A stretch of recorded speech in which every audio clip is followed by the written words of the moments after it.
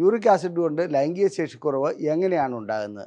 അതായത് നമ്മുടെ ശരീരത്തിലെ മെറ്റബോളിസം കൊണ്ട് തന്നെ പ്യൂരിൻ മാറിയിട്ട് യൂറിക് ആസിഡായി മാറുന്നു. ഈ യൂറിക് ആസിഡിൻ്റെ ലെവല് 3.5 മുതൽ 7.2 വരെ വരാം. ലിംഗത്തിനുള്ളിലുള്ള ഒരു ബലൂൺ പോലെയുള്ള ഒരു ഭാഗമാണത്.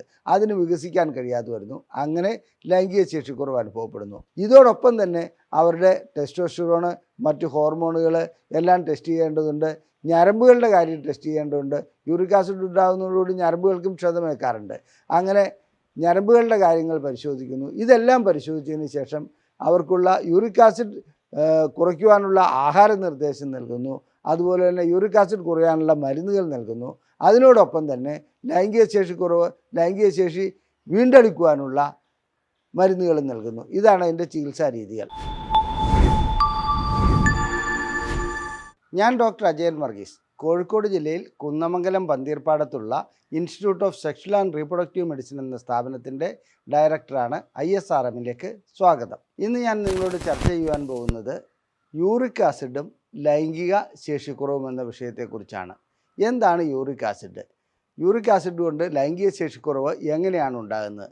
സത്യം പറയട്ടെ, യൂറിക് ആസിഡും ലൈംഗിക ശേഷിക്കുറവും തമ്മിൽ നേരിട്ടൊരു ബന്ധമില്ല. എന്നാൽ സാധാരണഗതിയിൽ യൂറിക് ആസിഡ് ഉള്ള വ്യക്തികൾക്ക് ലൈംഗിക ശേഷിക്കുറവ് കണ്ടുവരാറുണ്ട്. കൂടുതലായി എല്ലാവർക്കും തന്നെ ലൈംഗിക ശേഷിക്കുറവ് കാണുന്നതിൻ്റെ, അതായത് യൂറിക് ആസിഡുള്ള എല്ലാ വ്യക്തികൾക്കും ലൈംഗിക ശേഷിക്കുറവ് അനുഭവപ്പെടുന്നതിൻ്റെ കാരണം എന്താണ് എന്നുള്ളതാണ് ഞാൻ ഇന്ന് വിശദീകരിക്കാൻ പോകുന്നത്.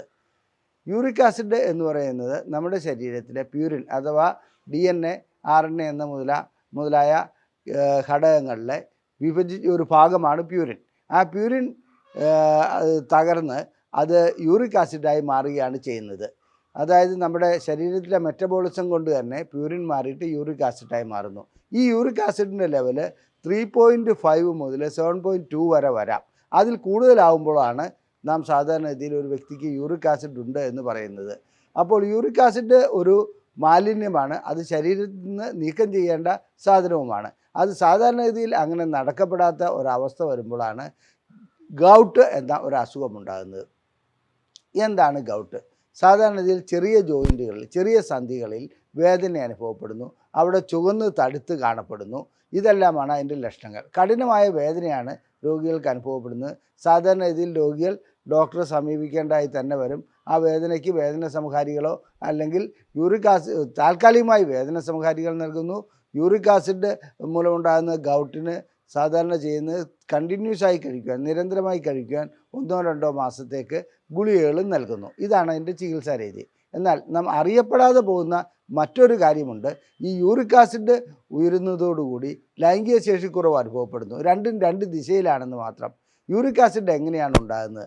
നമ്മുടെ ഈ പ്യൂരിൻ എന്ന ഈ ഘടകം ഉപയോഗിച്ച് യൂറിക് ആസിഡ് ഉണ്ടാകുമ്പോൾ ശരീരത്തിലെ, അതായത് രക്തക്കൊള്ളുകളുടെ ഉൾഭാഗത്തെ എൻഡോത്തീലിയം, ഞാൻ പലപ്പോഴും പറഞ്ഞിട്ടുണ്ട്, എൻഡോത്തീലിയം എന്നത് രക്തക്കൊള്ളുകളുടെ ഉൾഭാഗമാണ്. ആ ഉൾഭാഗത്തിന് തകർച്ച ഉണ്ടാകുന്നു. അതുകൊണ്ട് തന്നെ നൈട്രിക് ഓക്സൈഡ് ഉൽപ്പാദിപ്പിക്കുവാൻ കഴിയാത്ത ഒരവസ്ഥയിലേക്ക് വരുന്നു. നാം ഇതിനു മുമ്പ് നൈട്രിക് ഓക്സൈഡിനെ കുറിച്ച് കൂടുതലായി വിശദീകരിച്ചിട്ടുണ്ട്. നൈട്രിക് ഓക്സൈഡ് ഉണ്ടെങ്കിൽ മാത്രമേ ലിംഗത്തിലെ കോർപ്പസ് കാവർനസിന് വികസിക്കുവാൻ കഴിയുള്ളൂ. അഥവാ ശരീരത്തിൽ നിന്നും രക്തം വന്നിട്ട് ലിംഗത്തിലേക്ക് എത്തുമ്പോൾ ലിംഗത്തിൽ അത് തളം കെട്ടി നിൽക്കേണ്ടതുണ്ട്. അതിന് നൈട്രിക് ഓക്സൈഡ് ആവശ്യമാണ്. യൂറിക് ആസിഡ് ഉണ്ടാകുന്നതോടുകൂടി എൻഡോത്തീലിയം തകരുന്നു. എൻഡോത്തീലിയം തകരുന്നതോടുകൂടി എന്താണ് സംഭവിക്കുന്നത്? നൈട്രിക് ഓക്സൈഡ് ഉൽപ്പാദിപ്പിക്കാൻ കഴിയാതെ വരുന്നു. അങ്ങനെ നൈട്രിക് ഓക്സൈഡ് ഉൽപ്പാദിപ്പിക്കാൻ കഴിയാതെ വരുന്ന അവസ്ഥയിൽ തീർച്ചയായിട്ടും ലൈംഗിക ശേഷിക്കുറവ് അനുഭവപ്പെടുന്നു. കോർപ്പസ് കാവേർനസത്തിന് വികസിക്കുവാൻ കഴിയാതെ വരുന്നു. ലിംഗത്തിനുള്ളിലുള്ള ഒരു ബലൂൺ പോലെയുള്ള ഒരു ഭാഗമാണത്. അതിന് വികസിക്കാൻ കഴിയാതെ വരുന്നു. അങ്ങനെ ലൈംഗിക ശേഷിക്കുറവ് അനുഭവപ്പെടുന്നു.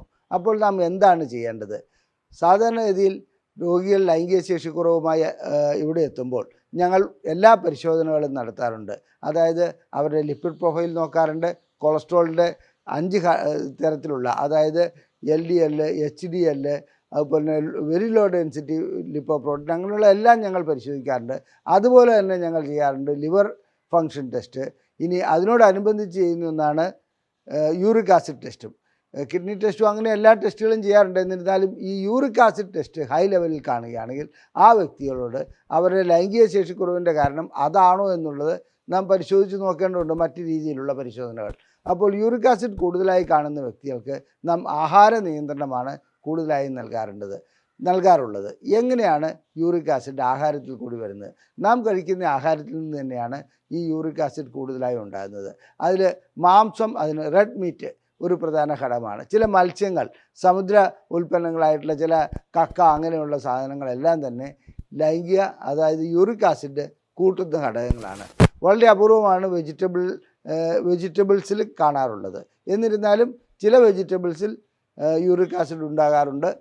ഇനി ആ യൂറിക് ആസിഡ് ഉണ്ടാകുന്ന വ്യക്തികളെ സംബന്ധിച്ചിടത്തോളം അവരുടെ ലെവൽ കൂടുതലാണെങ്കിൽ അവർക്ക് ആഹാര നിയന്ത്രണമാണ് ആദ്യമായി ഏർപ്പെടുത്തേണ്ടത്. ഈ രീതിയിലുള്ള ആഹാരങ്ങൾ കഴിക്കാതിരിക്കുക, ആഹാരത്തിൽ മാറ്റം വരുത്തുക.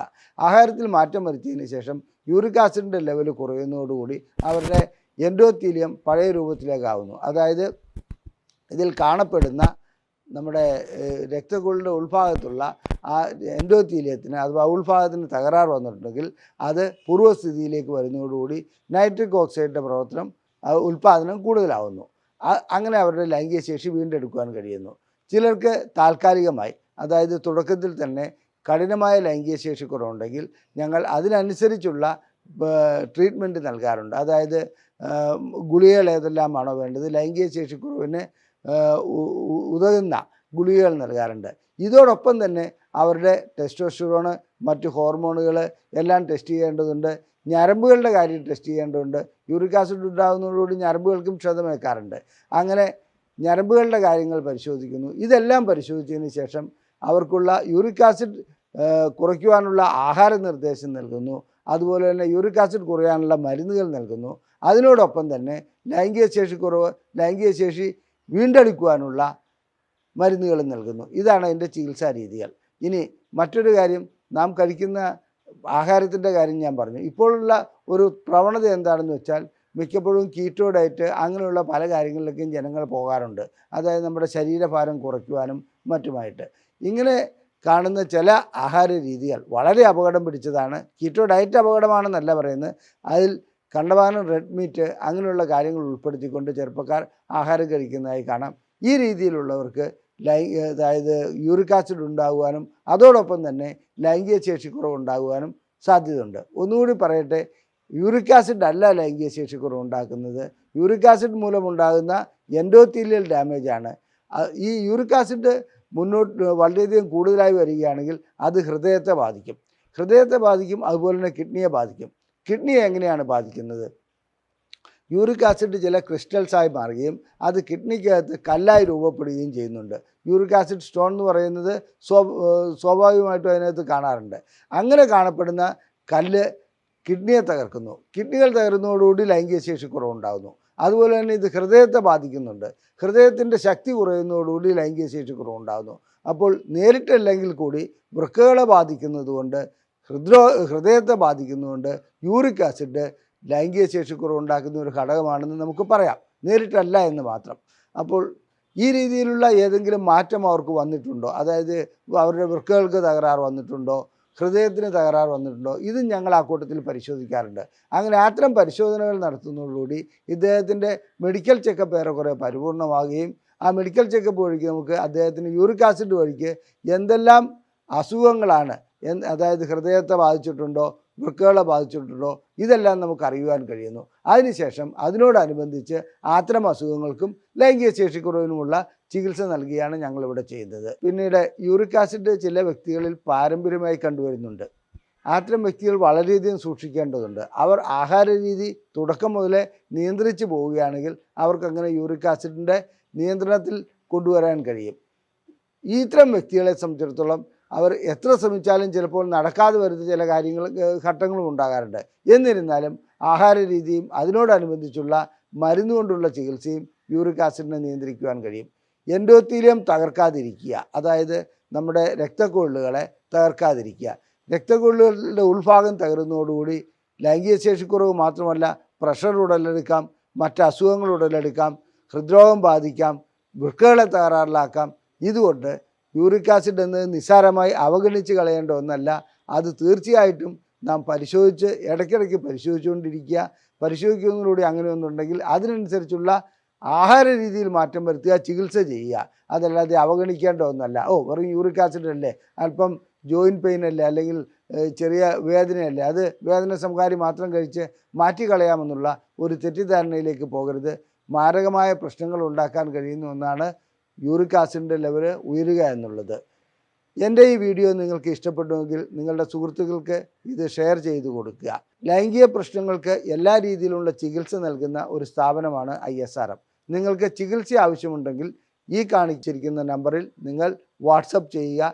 നമ്പറിൽ വിളിച്ച് ബുക്ക് ചെയ്യാവുന്നതുമാണ്. ISRM എന്ന് വാട്സപ്പ് ചെയ്യുന്ന വ്യക്തികൾക്ക് ഞങ്ങൾ ഇവിടെ നിന്നും പ്രസിദ്ധീകരിച്ചിട്ടുള്ള ലൈംഗിക ശേഷി കുറവിനെക്കുറിച്ചുള്ള ഒരു സമ്പൂർണ്ണ പുസ്തകം നിങ്ങൾക്ക് PDF ഫോർമാറ്റായി സൗജന്യമായി അയച്ചു നൽകുന്നതാണ്.